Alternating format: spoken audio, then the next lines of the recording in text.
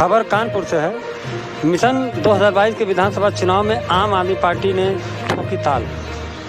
आपको बताते चलें कि मिशन 2022 के विधानसभा चुनाव में उत्तर प्रदेश में आम आदमी पार्टी ने भी ताल ठोक दी। आम आदमी पार्टी के कार्यकर्ता चला रहे हैं सदस्यता अभियान।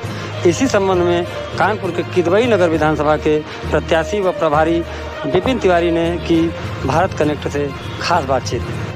आप उत्तर प्रदेश में जो इस बार दस्तक दे रही है 2022 के चुनाव में, वो जमीन से उठकर और चुनाव के एक ऊंचे पायदान पर जाने का जो कार्य कर रही है, तो उसके किस परिणाम कैसे आएंगे और वो कितनी मेहनत कर रहे हैं और उनको पार्टी ने क्या लक्ष्य दिया है और किन किन मांगों को लेकर ये चुनाव लड़ेंगे, आगे क्या रणनीति है, इसके थोड़ी सी करेंगे विपिन तिवारी जी से। नमस्कार। हमारे दर्शकों को आप बताएं कि इस बार चुनाव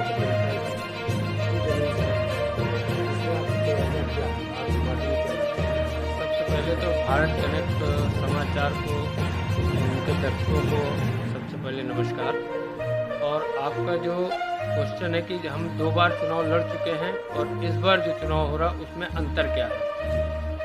संगठनात्मक रचना जो हमारी थी पिछली, उसमें हम कहीं ना कहीं कमज़ोर थे।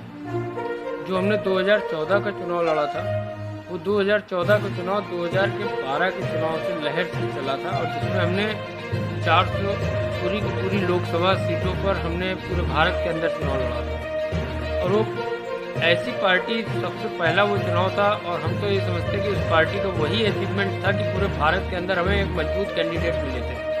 सबसे बड़ा अचीवमेंट तो हम उसको मानते हैं, क्योंकि पूरे भारत के अंदर सारी पार्टी लड़ पाई, एक पार्टी कोई सारी सीटों पर लड़ पाई, एक बड़ी बात थी, क्योंकि हम जस्ट इनिशियली स्टेज पे थे, पैदा हुए थे राजनीति के अंदर।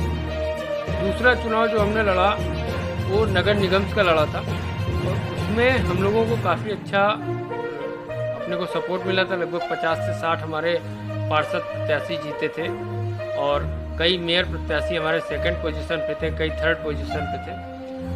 हाँ, इस बार का जो ये विधानसभा का 2022 का लक्ष्य है, मिशन 2022, ये फतेह करने का लक्ष्य है।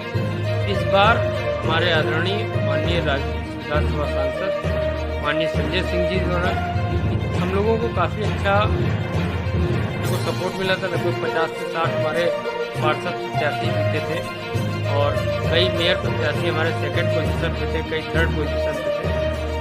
हाँ, इस बार का जो ये विधानसभा का 2022 का लक्ष्य है, मिशन 2022, ये फतेह करने का लक्ष्य है।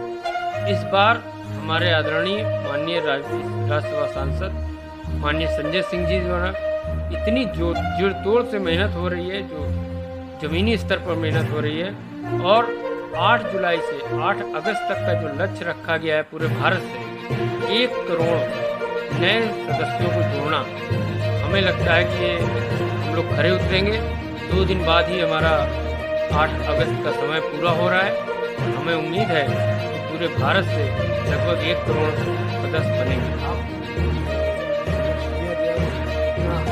कानपुर या किसी भी विधानसभा, 403 विधानसभा के अंदर, हर विधानसभा के अंदर जो माननीय राज्यसभा सांसद जी द्वारा लक्ष्य तय किया गया था, 25,000 सदस्यों का था, और कानपुर में हमारे सारी विधानसभाओं पे ये लक्ष्य लागू हुआ, और हमारी विधानसभा किदवई नगर के अंदर ये लक्ष्य हमने समय रहते पूरा कर लिया है, और उम्मीद है कि इस लक्ष्य से कहीं हम ज़्यादा सदस्यों को बना के सदस्यता अभियान में देंगे। अभियान चलाते रहे। जी बिल्कुल, सदस्यता अभियान चल रहा है, और ये अनवरत चलता रहेगा जब तक चुनाव चलेगा। ये एक लक्ष्य था, लक्ष्य के तहत हमने 25,000 का सदस्यता अभियान था, संभवतः हम 30,000 तक उसको करके 8 तारीख को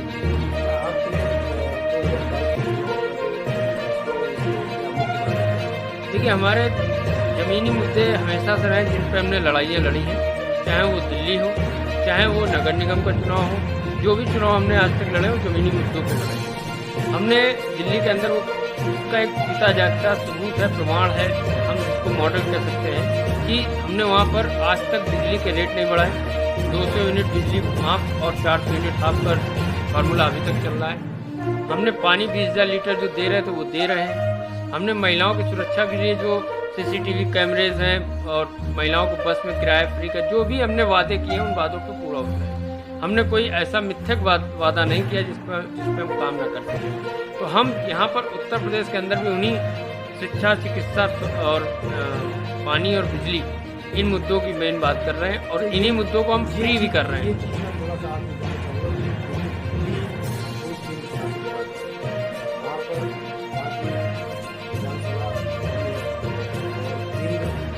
कि इन मुद्दों को हम फ्री भी कर रहे ये हैं। चीज़ मैं थोड़ा सा आपको कहना चाहूँगा कि वहाँ पर वहाँ की विधानसभा होती है और केंद्र वहाँ पर मौजूद है। उत्तर प्रदेश हिंदुस्तान का एक बहुत बड़ी विधानसभा है और एक बहुत बड़ी जंग है। तो ये जो आपने कहा 200 तक माफ, 400 तक हाफ,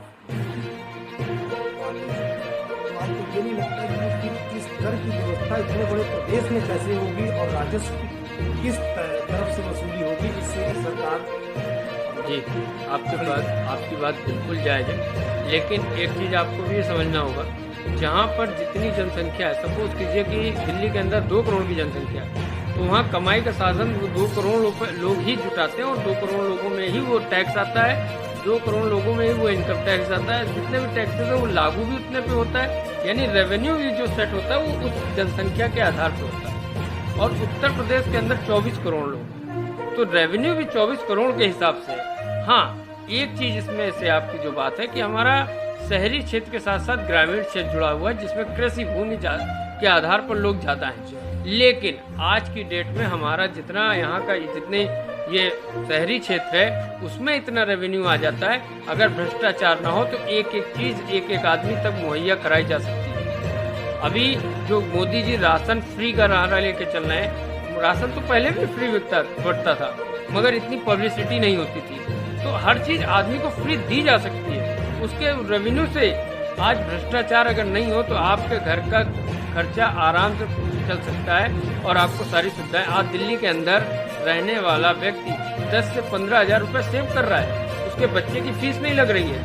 आज आपके घर के बच्चे की फीस कम से कम एक आदमी के बच्चे की फीस 6,000 रुपये महीने के आसपास है, उसका 6,000 रुपये बच रहा है। उसके बिजली का बिल नहीं आ रहा जो कि यहाँ 3,000 आता है। 200 यूनिट का बिल यहाँ पर 2100-2200 रुपये का है, आप वहाँ पर नहीं आ रहा, वो भी तो उसकी सेविंग है। महिला अगर यहाँ से आपका अगर सेंट्रल स्टेशन तक जाना है तो आपका 100 से 150 रुपये लगते हैं। आपके कोई परिवार का सदस्य जाता है, वहाँ महिलाएं सारी फ्री बस सेवा में यूज़ करें, दिल्ली के अंदर घूमिए, किसी कोने तक जाइए। कई ऐसी सेवाएं वहाँ पर 50 रुपये का एक ऐप डाउनलोड कीजिए, आपको 48 सेवाएं घर तक बैठे मिलती हैं। RTO नहीं जाना है, आपको मृत्यु प्रमाण पत्र नहीं बनवाने जाना है, आपको विधवा पेंशन के लिए फॉर्म नहीं जमा करने जाना, आपको विकलांग पेंशन के लिए फॉर्म नहीं जमा करने जाना, सारे सेवाएं उस ऐप के अंदर। मेरे केजरीवाल जी का कहना है जब पिज्जा घर में डिलीवर हो सकता है तो सेवाएं घर में डिलीवर क्यों नहीं हो सकती। इस मुहिम को हम लोग यहाँ पर, आज आपके घर के बच्चे की फीस कम से कम एक आदमी के बच्चे की फीस 6,000 रुपये महीने के आसपास है, उसका 6,000 रुपये बच रहा है, उसके बिजली का बिल नहीं आ रहा जो कि यहाँ 3,000 आता है। 200 यूनिट का बिल यहाँ पर 2100-2200 रुपये का है, आप वहाँ पर नहीं आ रहा, वो भी तो उसकी सेविंग है। महिला अगर यहाँ से आपका अगर सेंट्रल स्टेशन तक जाना है तो आपका 100 से 150 रुपये लगते हैं। आपके कोई परिवार का सदस्य जाता है, वहाँ महिलाएं सारी फ्री बस सेवा में यूज़ करें, दिल्ली के अंदर घूमिए, किसी कोने तक जाइए। कई ऐसी सेवाएं वहाँ पर 50 रुपये का एक ऐप डाउनलोड कीजिए, आपको 48 सेवाएं घर तक बैठे मिलती हैं। RTO नहीं जाना है, आपको मृत्यु प्रमाण पत्र नहीं बनवाने जाना, आपको विधवा पेंशन के लिए फॉर्म नहीं जमा करने जाना, आपको विकलांग पेंशन के लिए फॉर्म नहीं जमा करने जाना, सारे सेवाएं उस ऐप के अंदर। मेरे केजरीवाल जी का कहना है जब पिज्जा घर में डिलीवर हो सकता है तो सेवाएं घर में डिलीवर क्यों नहीं हो सकती। इस मुहिम को हम लोग यहाँ पर भी ला रहे हैं। और उत्तर प्रदेश एक बड़ा प्रदेश है, यहाँ पर बस हमको करना है एक धर्म जाति की राजनीति को खत्म करके एक अपने डेवलपमेंट की राजनीति को लाना है। जो हम लोगों ने दिल्ली में किया वो यहाँ करें। ये प्रयास लगाया जा रहा है कि समाजवादी पार्टी से क्या आपकी पार्टी कोई करने जा रही है कि आपकी